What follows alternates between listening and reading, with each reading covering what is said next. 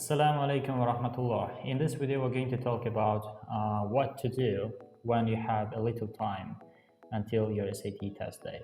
So today we're going to see the cases when you'll have 10 days until the test, when you'll have 20 or 30 days.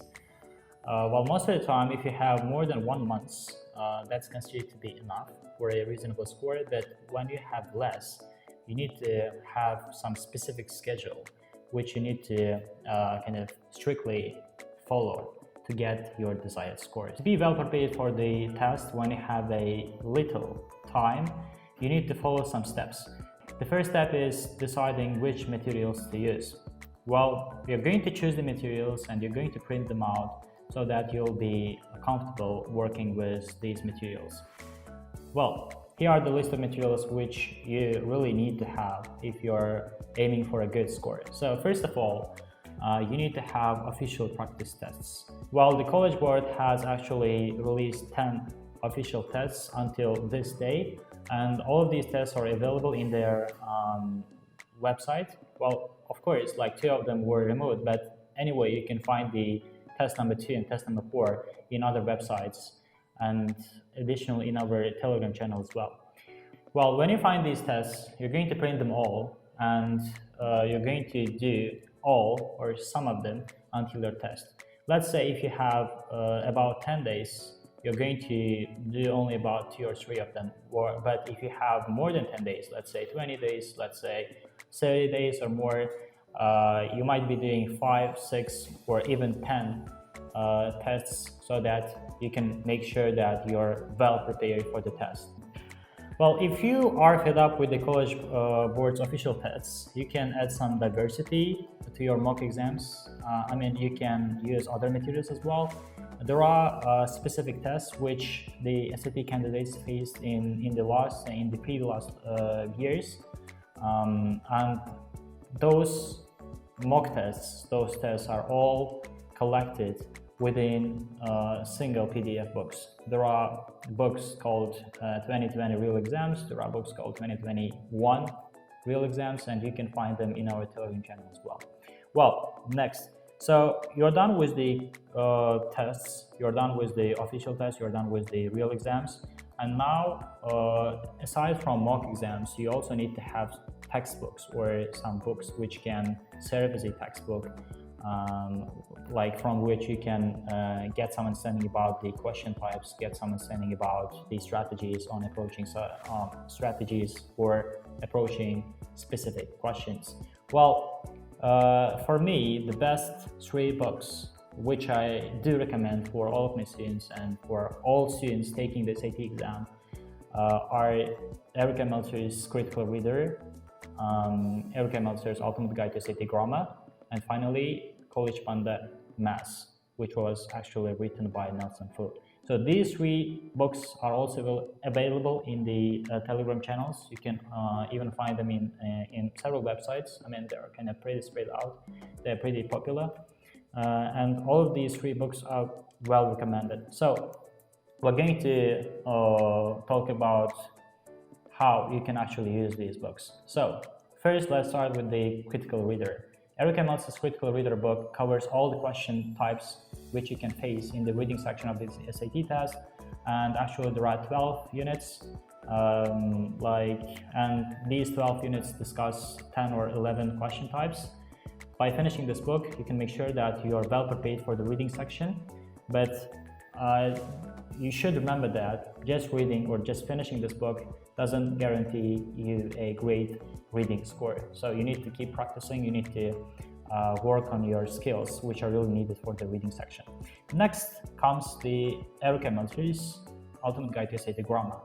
So this book is focused on the writing section of the SAT test. There are 19 units, there are 19 question types, and by reviewing the book,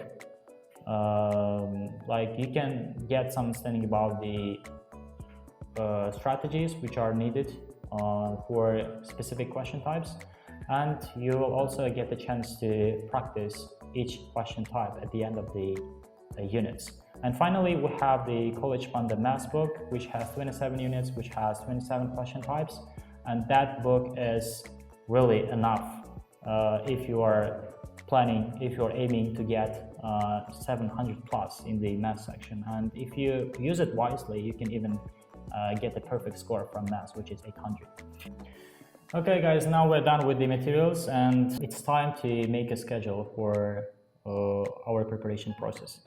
Well, let's say we have 10 days, and in that case, you need to kind of spare 5 to 9 hours a day so that you can catch up with all the materials, with all the things that you need to do before the test.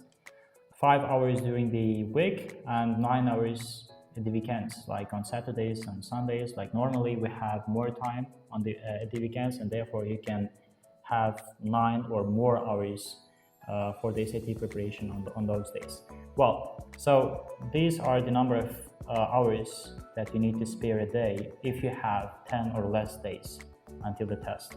Well, next, if you have, let's say, 20 or 21 days, sparing 3 or 6 hours a day for your SAT preparation might be enough. But also know that like you're going to kind of fit your schedule for your own convenience, for your own target score, and these numbers actually might differ. So certainly if you have a month or more, like you might decide to let's say spend 2 hours, 3 hours, or even 4 hours a day for your SAT preparation. Again, it depends on your target score. So make sure you know your target score well, make sure you know like how much free time do you have before the test, and like plan your preparation process accordingly. Okay, now we have our schedule, now we have our preparation hours, and let's discuss the things that you need to do first. So first of all, if you're starting the SAT, if you are kind of just getting started, the first thing you need to do is familiarizing yourself with the test format, of course. And once you have understood everything that you are going to face during the exam, you need to take a diagnostic test so that you can actually measure your skills, you can actually measure your strengths and weaknesses, you can actually get information about the things that you need to develop. And after that, you can start your actual preparation process. Well, just take a diagnostic test. Like this might be a mock test from like College Board's official practice test. That can be one of the real exams that students faced in 2020 and 2021. Just set a timer and do the test within 3 hours and 15 minutes. Well, for this purpose, you can use some proctors, online proctors. On YouTube itself, there are some videos which are actually designed for proctoring a student when he or she is doing the SAT exam, SAT test or mock test. Once you finish your diagnostic test, you're going to take the test, you're going to analyze it and decide on which parts you need to put more emphasis. Let's say you have a good math score, but your evidence-based reading and writing section is pretty low, and in that case, you're going to kind of put more focus on these sections for the rest of your preparation process. Let's say if you have done the diagnostic test on the first day, for the remaining 9 days, or for the remaining 19 or 29 days, you're going to put more emphasis on the reading and writing section. And the same goes for the opposite, like the same goes for the situation when you have a low math score. It's time to discuss how your actual preparation process is going to look like. So you have done the diagnostic test and you know your weaknesses and you know your main strengths. And so let's break down the materials which we have collected in the beginning of this video. Well, from the reading section, as I said, we have 12 units, 12 question types, and you're going to kind of distribute these question types for like throughout your preparation process. Let's say if you have 9 days or 10 days, you're going to look at 1 or 2 units each day, every day.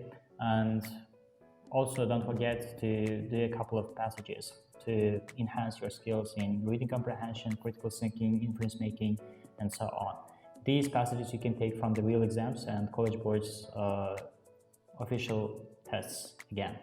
Well, now about the writing section. So in the writing section, we had 19 units, and this means that if you have only 10 days or if you have 20 days, like you have to practice 2 units each day, where if you have, let's say, 20 days, you have 1 unit per day to practice. And in addition to this, again, you're going to do a couple of passages from real exams or official tests so that you can make sure that you are actually being able to finish those passages within the limited amount of time. Next, we have NES. So if you have a good NES score, putting more emphasis, like putting great focus on the math section is not that necessary, but your math skills are kind of pretty poor, or you have a bad math score, then you also need to take an extensive preparation process for the math section as well. So in that case, imagine we have 27 units in the College Panda SAT math book, and this means that every day you're going to practice, you're going to review about 3 or 4 units from the book. And this means that, like, within a limited amount of time, let's say within 9 days or within 10 days, you're going to finish the book. But also don't forget to do again some sections from the mock tests, so that you can make sure that you're actually being able to finish the sections, let's say no calculator and calculator sections, within the given amount of time. In addition to these, which should be done regularly throughout the week, you might also decide to add 1 mock test per week, either on Saturdays or on Sundays. Well, you need to know one thing, like if you have less time, if you have little time left until your test day, it doesn't mean that you need to kind of do mock tests.